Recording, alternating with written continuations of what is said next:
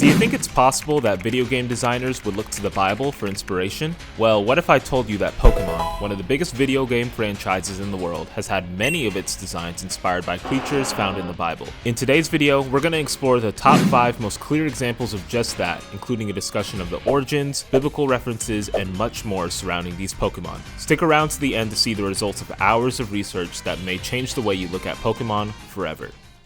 It's no secret that Pokémon as a franchise has taken inspiration from many different sources, whether it's mythology, folklore, or real-life history. The creators of Pokémon have drawn inspiration from all sorts of places. We see this in the way they design their regions, the plot of their games, and even the Pokémon themselves. And one of these sources, believe it or not, happens to be the Bible. The Bible has historically been a massive source of inspiration for many artists, and the creators of Pokémon are no exception. But how deep does it go exactly? Today we'll find out just that. To make this video a little more interesting, I want to try something interactive with you guys. As we go through these 5 Pokemon, I'm going to read a Bible passage, and I want you to try to guess which Pokemon could be inspired by the passage. And no cheating, but let me know how you do in the comments below.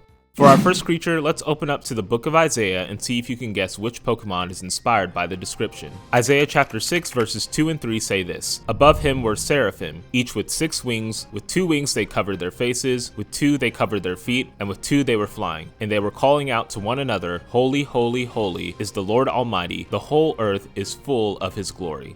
So the creature that appears in this passage is the Seraph, or Seraphim if we're talking about more than one. Any guesses as to which Pokemon this could be based on? Well, if you guess Volcarona, then you'd be right. This fire bug type Pokemon from Generation 5 has a lot of similarities to Seraphim that we can see from this passage in Isaiah alone. In Isaiah chapter 6, Seraphim are depicted as 6-winged creatures that surround the throne of God, who spend eternity proclaiming his holiness with fervent voices. Funny enough, the term Seraphim comes from a Hebrew word meaning burning ones, suggesting that they have some type of fiery nature. But I think this could have a double meaning. First, meaning that they literally have some type of fiery attribute, and second, meaning that they have burning passion and commitment to worshiping God. Furthermore, on the fire theme, later in Isaiah 6, one of the seraphs is said to have taken a burning coal up to Isaiah's lips in order to take away his guilt and atone for his sin. So fire seems to be an obvious recurring theme when describing the seraphim. And with just one look, it doesn't take long to notice the similarities between our angelic friends and the Volcarona we're used to seeing in the Pokemon games. Volcarona's design features 6 fiery wings, which definitely resemble those of the Seraphim. And its fire and bug typing show us another parallel with the Seraphim's burning title.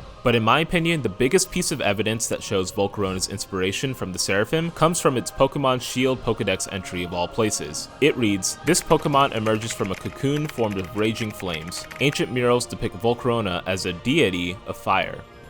A deity of fire, you don't say. Sounds pretty angelic if you ask me.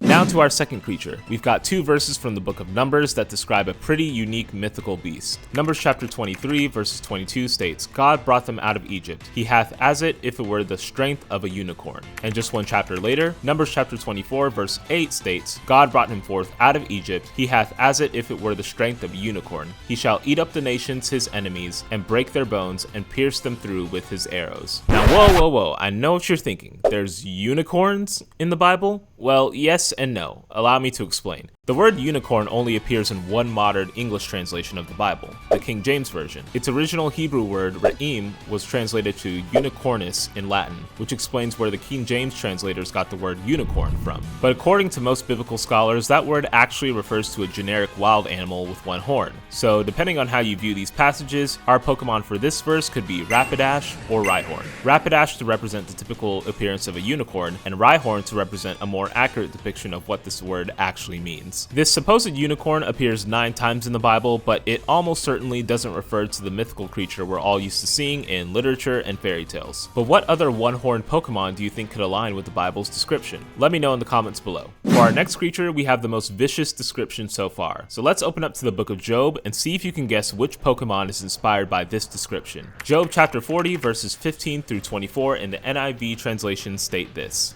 "Look at Behemoth, which I made along with you, and which feeds on grass like an ox. What strength it has in its loins, what power in the muscles of its belly. Its tail sways like a cedar. The sinews of its thighs are close knit. Its bones are tubes of bronze, its limbs like rods of iron. It ranks first among the works of God, yet its maker can approach it with his sword. The hills bring it their produce, and all the wild animals play nearby. Under the lotus plants it lies, hidden among the reeds in the marsh. The lotuses conceal it in their shadow. The poplars by the streams surround around it, a raging river does not alarm it. It is secure, though the Jordan should surge against its mouth. Can anyone capture it by the eyes, or trap it and pierce its nose?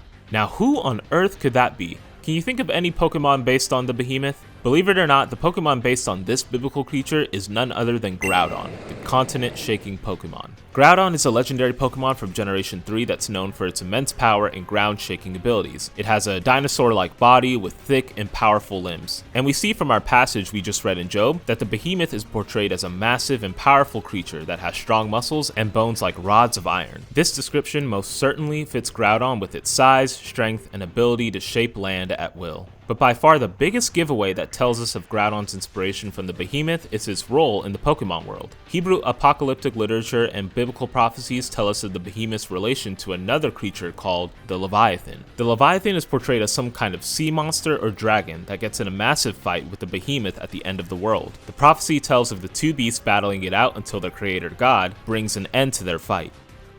So, a land creature like the behemoth versus an aquatic creature like the Leviathan in a great battle at the end of the world. Sound familiar? No question that the Pokemon creators found inspiration from the Bible in designing these great beasts. And speaking of the Leviathan, seems pretty obvious which Pokemon could be based off this monstrosity, right? Well, keep watching because the answer may surprise you. There's a few passages in the Bible that mention the Leviathan. One of the most popular happens to be Job chapter 41, which funny enough directly follows the chapter we just read of the behemoth in Job chapter 40. This chapter mostly speaks on the strength of the Leviathan and God's ability to make it subject to him. But one of the most overt and interesting mentions of the Leviathan happens in the book of Isaiah chapter 27 verse 1, which reads, "In that day the Lord will punish with his sword. His fierce, great, and powerful sword. Leviathan, the gliding serpent. Leviathan, the coiling serpent. He will slay the monster of the sea." So based on our last beast, it seems obvious that Kyogre would be the Pokemon based on the Leviathan. But what if I told you there was another Pokemon that fit the description a little bit better? You see, the Leviathan is portrayed throughout scripture as some kind of sea serpent or dragon, not a whale like Kyogre. So what other Pokemon could fit the description of a sea serpent? If you guessed Gyarados, you'd be right. Gyarados' French name is even spelled as Leviathor, a big tell that the Pokemon creators looked to the Bible for inspiration all the way back in the days of Generation 1. And for our final beast, I couldn't end this video without talking about dragons. Dragon types are probably some of the most beloved in the entire series, and for good reason. Most of them are fast, powerful, and have some of the best designs in the whole series. But did you know that dragons are in the Bible? The most overt mention of them occurs in the book of Revelation chapter 12, where we see a great battle between the angels of heaven and a dragon who represents Satan. This passage states, "Then another sign appeared in heaven, an enormous red dragon with 7 heads and 10 horns and 7 crowns on its head. Its tail swept a third of the stars out of the sky and flung them to the earth. The dragon stood in front of the woman who was about to give birth so that it might devour her child the moment he was born." Now, what all these images mean or represent is another video for another time, but we do know from just a little reading of scripture that dragons in both the Bible and Pokemon share some common traits. We don't know of any 7-headed ones, but we do know of a 3-headed one in Hydreigon. Both typically have large, serpentine bodies, wings, and heads. We don't know if dragons from the Bible can breathe fire or have other elemental powers, but we do know that they are capable of immense power and destruction. The Pokemon that I chose to represent dragons out of all the ones that we have in the series is Dragonite. Because I mean, come on, look at Dragonite. He's the OG, he's the main dragon that we think of when we think of dragon Pokemon all throughout the series. So what's the verdict? Well, in my opinion, it's clear that the creators of Pokemon found inspiration from the Bible when designing some of their most fascinating creatures. From the fiery, seraphim-like Volcarona, to the powerful behemoth like Groudon, and the many dragons reminiscent of biblical descriptions. These connections show that the Bible can act as a source of creativity for some of the most popular media franchises we follow today. What other Pokemon can you think of that might be inspired by creatures we find in the Bible?